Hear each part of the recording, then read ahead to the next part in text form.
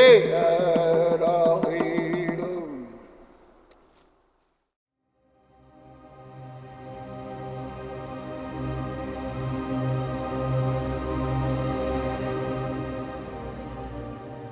name is Brandon McHone. I am a member of the Nez Perce tribe, and I'm a senior in high school. My Nez Perce name is Titwatitiaya, which means storyteller in Nez Perce. I knew from a young age I wanted to make movies. I wanted to tell stories through the medium of film or the medium of video. My mom, she really liked movies and she was a very creative person. One time she actually worked on a music video. She was just a very creative person, and I guess I kind of took up some of that. I was kind of isolated as a kid. I didn't have a lot of friends. I mainly hung out with my cousins, and a lot of times I would just watch movies, and I would learn how they're made. I would, scroll through them, go back and forth just to see how they did a certain shot. I would rewind it just for fun, just to see how they did that. And it was interesting to me at a young age. And as I got older, I started messing around with different cameras and just learning how to make movies. I did this documentary. Just one of the reasons I did it was because I wanted to learn how to make a documentary. I wanted to learn how to work with other people, and I wanted to actually have people to interview, people to talk to. And on the reservation, there are so many people that have stories that are waiting to be told. And what makes it amazing is that the story is told by the people, and it's stories that are for the people. Through interviewing them, we were able to learn about who they were. We were able to learn about what they did as artists on the reservation, and they were able to show us how they're able to take what they're good at and what they like doing and mix it with tradition, and take those two things and put them together and impact other people. There are so many different outlets and so many different ways for people on the reservation to preserve and to spread their information, their knowledge of the Nez Perce people. I personally didn't realize how amazing what I'm capturing was until I saw the reaction of people who were with us when we were filming the documentary, people who hadn't heard these stories before. Because I grew up native, so I'm surrounded by this stuff all the time, and I had no idea how much of an impact it really is that we're capturing all of this. But it's really an amazing thing that we're able to show this and preserve it, I suppose, digitally. Creativity is anywhere. Creativity is a very essential part of humanity, and it's ingrained in our culture. I really hope you enjoy my film.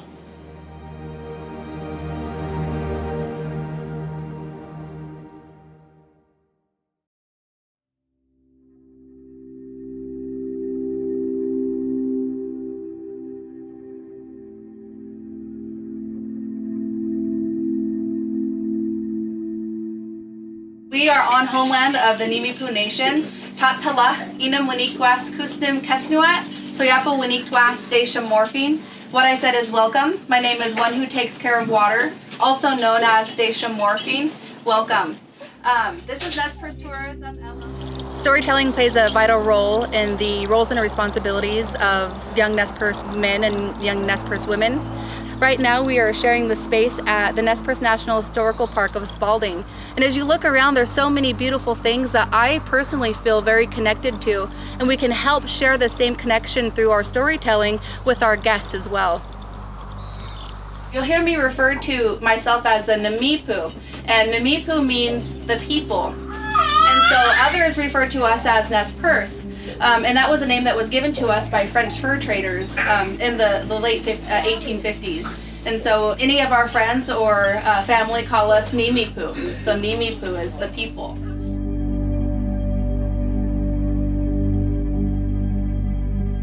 One of the things that ties us together so closely is the 5 elements that we all need in order to survive. And I heard of these 5 elements, and they were taught to me by Alan Pinkham Sr. light, spirit, air, water, and earth. So every single human being absolutely has to have these 5 elements to survive. You know, it's just so neat that we can instill these values and these lessons into our young people so they don't lose faith in their identity, so they know who they are and they're proud of that. You know, for a very long time, I was confused at my identity, being, you know, half Nez Perce and half non-tribal. And it was really hard for me to navigate through these worlds, per se. But, you know, nowadays, I feel very proud of who I am. It's because I know inside what my calling is, and it's to share our culture, our wisdom, our knowledge. And I'm not saying I'm the most knowledgeable person, but I'm saying we have the resources, we have the people who have thousands and thousands of accumulated knowledge in their DNA that we can share with folks. And I've seen that, I've felt that. It's a spirit that lives in us all.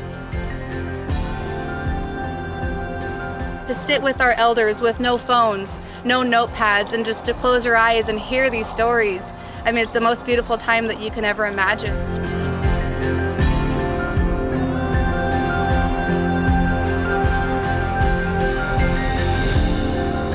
For hundreds of years, there has been a non-tribal colonial perspective of who we are. And being able to stand here today knowing that, you know, 200 years ago, and that's not very long ago, this dress is 200 years old, that we shouldn't be here, you know, but we are. We're here to stay. Through so many difficult times and scenarios in our lives, Nimiipuu are still here, and I think that speaks truth to who we are as a people.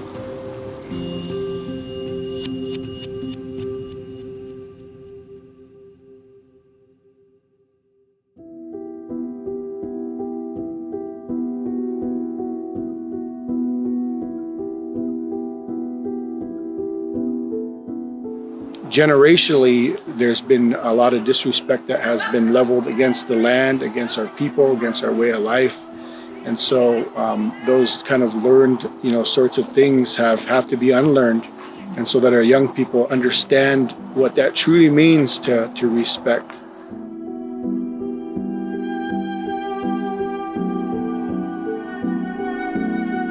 Well, storytelling is the way in which our people transferred knowledge from one generation to the next. It was the way in which we educated ourselves, educated those that were coming behind us, especially the grandchildren.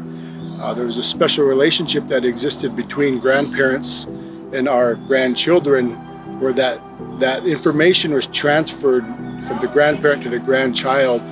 And because of that certain relationship that our people had in the original times, and I think that persists as well today, it's also a way in which we provide and give meaning to the world around us, the very land that we walk on. Even this place right here, a place where the small stream enters the large water. You know, there's place names all the way around here that teach us and tell us about what happened here, about our history, and more importantly, what it truly means to be Nimiipuu and how we're tied to this place, to this land. Considering our people have been here for tens of thousands of years, those stories go back that far to creation, to the time things were put into place. And so it reminds us of where we came from, what came before us, and what our responsibilities as a people moving forward into the future.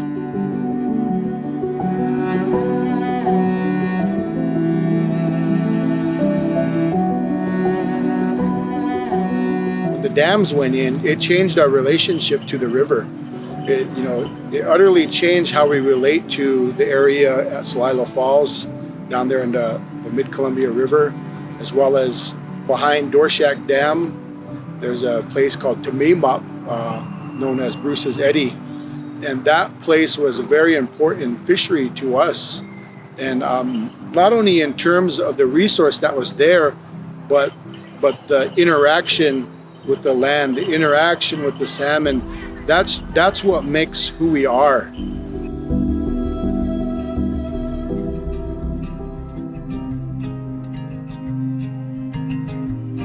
Even though I'm probably considered a younger type person in the larger scope of things, but when I was growing up, I had my puks, my great-grandmother, who was of the generation where they didn't speak English. And the way that we are dressed today is, we dress this way on certain occasions. Certain ceremonial occasions the women will wear the wing dress and the moccasins. But of the generation that I'm referring to, my great-grandparents were the last ones on this reservation that wore moccasins and a wing dress every day of their life. They didn't know how to speak English. So the young people now have never seen that. They've never seen those types of people because they died 1981 and 1987 when I was a young boy. And they were the last of those types of people here in this reservation. And so they were an inspiration to me, even though there was that language and cultural barrier between generations because of the way we were brought up. But yet they were a tremendous influence on me because of what they represented, not only to my family, but to our people as a whole. The main thing that forms our identity, our language, our ceremonial, our way of life is connected to the land. And when the new people came here, they brought their own ideas of what they wanted to see happen to this land. But for us, we conformed our lives in accordance to what the land was providing to us. So it was a whole different worldview, it was a whole different perspective of how we related to the land. Not as a resource-based relationship, but as a true relationship where you take and you give, you have responsibilities, you're accountable to the land, even though the land's providing for you. That's really ultimately what it means to be Nimiipuu, is based on that relationship. Our language, our song, they come from this land.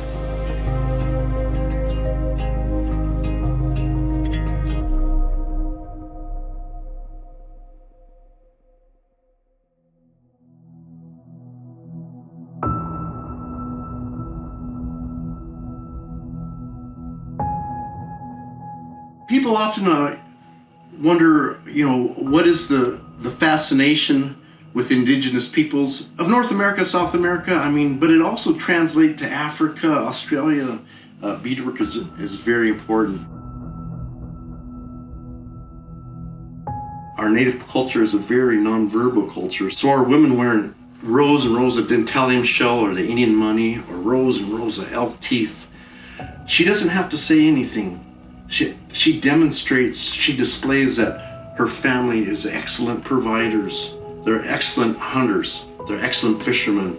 And for her to display all those things, as opposed to wearing just some wing dresses that are composed of flour sacks, non-verbally, she's saying, I come from a fine family. And I don't even have to say one word. An artist needs inspiration, but he also needs someone that's propelling him or her forward and encouraging them. Through the last 100 years, there was some very famous and highly skilled male beadworkers that a lot of people aren't even aware of. Beadworkers usually akin to the skill set of the females, and they were the ones that were mostly noted for it. Not only have I learned beadwork as a dancer, a beadworker, you have to know feather work, you have to know metal work, you have to know jewelry, you have to know applique, and I saw the horse mask as an opportunity to use all my skills, and that's what you see in this horse mask, as well as putting certain designs together. The components of nature are important on the horse or on the body. So traditionally, our people, we wore these pelts, we wore these feathers to honor our non-human relatives and make sure that we were a part of the natural world. Okay, the horse being akin to Indian people, they also had to have the part of Nez Perce cosmos on their body, on their horses. It has to be on our body. We're not separated from these things, and there's nothing more sacred than us to wear. If we can't have the pelts, the feathers, and the actual icon on us, we got to have the symbols on us. No, there's no compromise. So this horse has the components of stars, morning star, another form of star, items that get the spirits and the holy maker's attention, bells, have to be on that. Things that flow from the horse. And these colors have to be vivid for the natural world, for human vision, and for a spiritual enlightenment to come down on us, to look down on us. We want them to see these beautiful, bright, vivid things. I believe the first evidence of horse regalia being used in the Columbia River Plateau occurs around 1830 or 1840 from references I've read. Where I've mostly seen it used or heard of it being used was usually in processions, ceremonial processions or parades. So these would be items that you might see in a parade. These are very ancient, very beautiful, and all the iconology, all the symbols. Like I said, it's required to be on. These are the elements my non-human relatives I'm related to. I have to have these symbols on my body to show everyone who I'm related to, who nurtures me, who inspires me.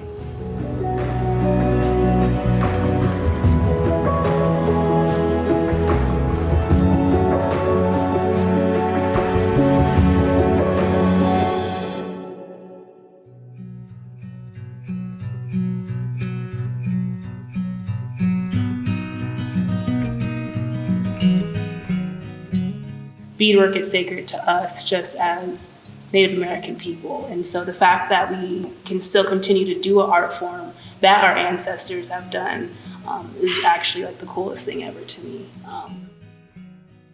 I am originally from the East Coast, but I moved to Lapwai when I was 10. And so once I got here, I was staying with my grandmother, and she used to bead, and her mom used to bead. And so she has tons and tons of beads, and I was just very interested in them. And so she's like, yeah, I'll teach you how to bead.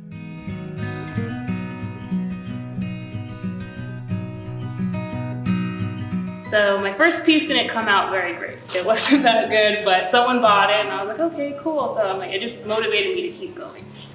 And then so the next piece I did was this one, actually, the Chief Joseph piece. And I knew I wasn't ready for it. You don't just jump into portraits or, faces immediately. And so once I finished it, I was super proud of myself. I challenged myself. I ended up giving it to my grandmother, and she just loved it. She just bragged about it to all her friends at all the powwows, and so she loved it. And I'm like, okay, like I must be doing good. So that's like the oldest piece I think I even have.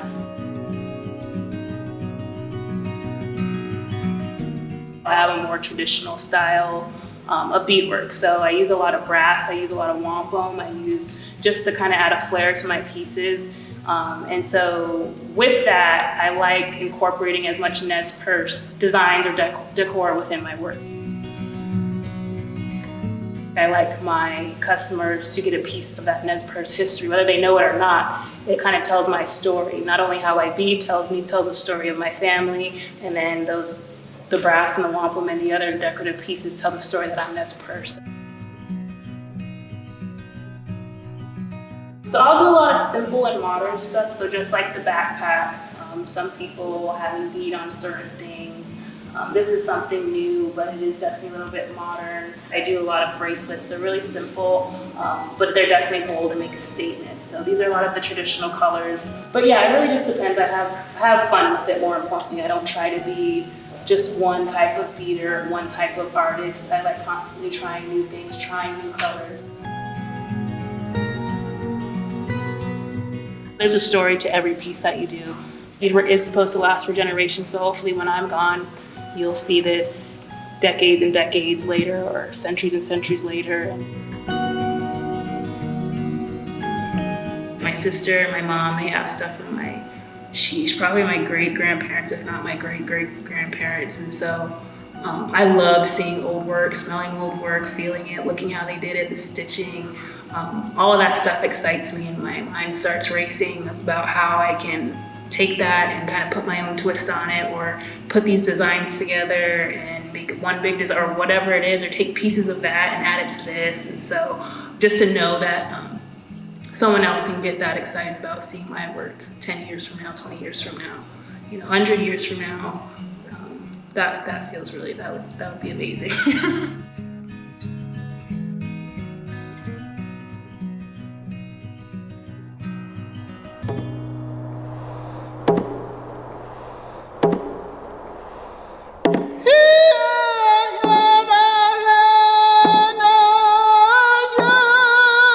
Yeah,